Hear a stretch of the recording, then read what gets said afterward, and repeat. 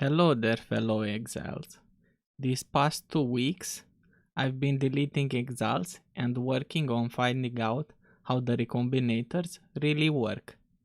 Today, I want to share that knowledge with you in the hopes of shedding some light behind such a simple and complex crafting mechanic that is the recombinators. Grab a pen, you're gonna need it.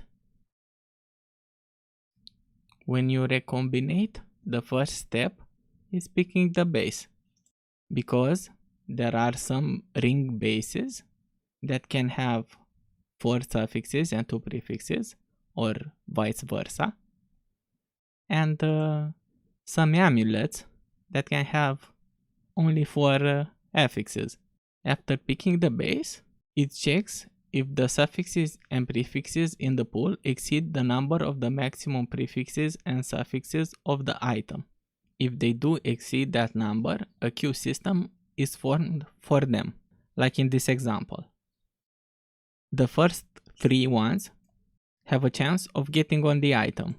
The rest, that could be 3 or 2 or 1 or none or 4 in some cases, after the first ones had their chance, let's say the first one didn't make it and the second one didn't make it, the next 2 have a chance to end up on the item. This is why when you put 6 suffixes or prefixes in the Recombinator mod pool, you usually end up with the maximum number of suffixes or prefixes as a result.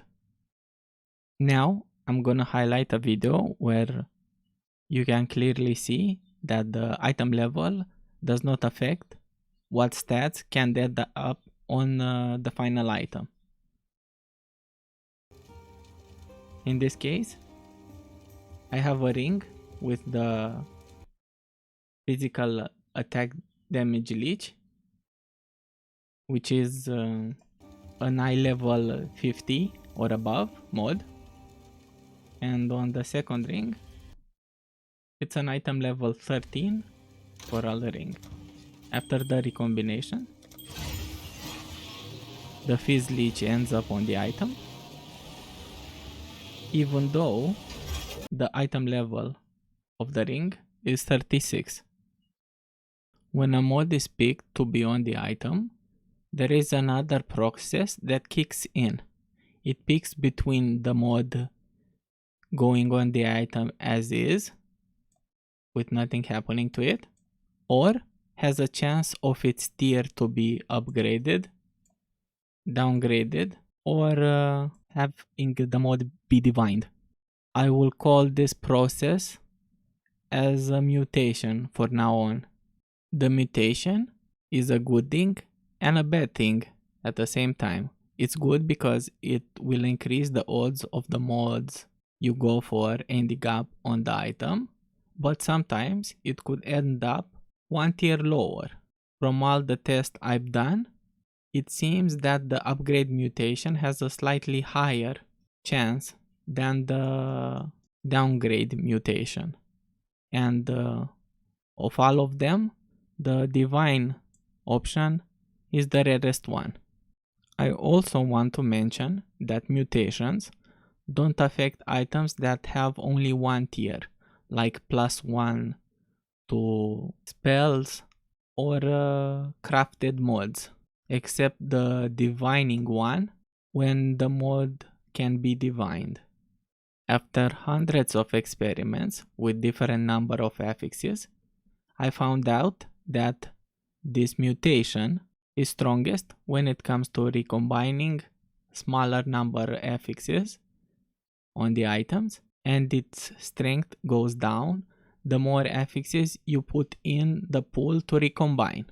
To clarify, putting more items with the same affix tag in the pool does not decrease the strength of the mutation effect. Each mod can fill a mod slot per affix tag is counted towards decreasing the strength of the mutation effect, but it is capped at 3 viable suffixes and prefixes.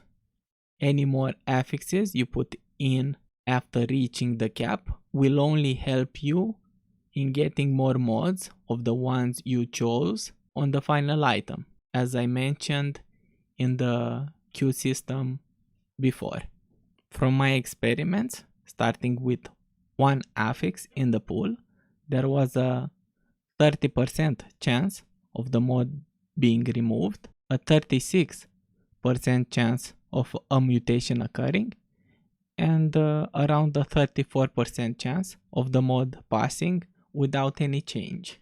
With the number of mods in the affix pool increasing, the strength of the mutation decreased, and with it, the likelihood of the mod ending up on the item when recombining.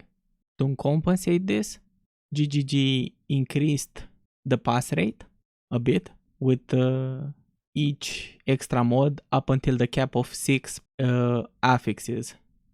As you can see, if you are looking for the odds, at 6 plus affixes in the pool that can end up on the item, there is a 50% chance for each to pass on the item, a 42% chance of deletion, and an 8% chance of suffering a mutation. With all that aside, the system gets better. It seems that the Recombinator has around a 25% chance of adding a random mod on the final item, a surprise from Chris himself. And the stat you were all waiting for, the odds of the special mutation. The special mutation you can get on different item types. Here is a list. Out of the 1400 jewelry recombinators and in total 600 of the other recombinators, I got around one of the special mutations out of 100 recombinations. Now I'm gonna show you how would I use these specific recombinators. I would mainly use them to get specific bases like 6 links, synth bases, ritual specific items on a higher level base than it started with by 50-50 recombinator together with a even higher item level base. Or I could 1-in-4 a fracture mod on a bad base to a good base with a high item level. When it comes to crafting, I would use the recombinators in order to get 3 specific perfect suffixes or prefixes from essence mods, like the 3 elemental damage rolled from T1 essences, T1 spell damage from the essence, flat spell damage from the essence, and the last mod, the vendor recipe for the +1. You recombine 2, then you recombine the third if you have the open affix in order to recombine the third. But since the essences are plentiful and so are the bases, you have a good chance of ending up with all 3 with not that much cost. And after you did that, you can block the prefixes or suffixes and reforge into speed, for example, to get cast speed, attack speed, or anything you deem worthy. The second use in crafting is rolling a magic for the rarest mods without a tag, like spell suppression. If you do that, use the dex base, item level 85 for the best odds. Buy a cheap 4 mod rare, and because you plan to recombine the spell suppression from the dex base onto another armor, you can use as the second base a pure energy shield or armor, something you couldn't use in the past.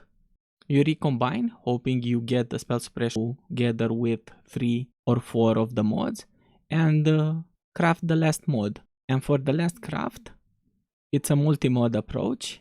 When you get 2 magic items with 2 or 3 modifiers in the pool, together with a blocked craft on the remaining open affix. So when the recombination occurs and you get more than one prefix or suffix on the item, it will end up becoming rare, allowing you to multi-mod for the last 2 affixes. Please note that GGG can alter the stats mentioned above without any patch notes, like I am sure they did during the first week, since I kept track of most of my recombinators and the odds were contrary after the first few patches. I'm warning you to not take every stat I presented as being accurate, because when compiling all the data, it is possible that some mistakes crept in, but I did my best to keep track of everything and double check everything once. I hope that this brought some light into the Recombinator crafting system, and I want to hear what amazing things this information helped you make. Thank you for your attention. Octo out.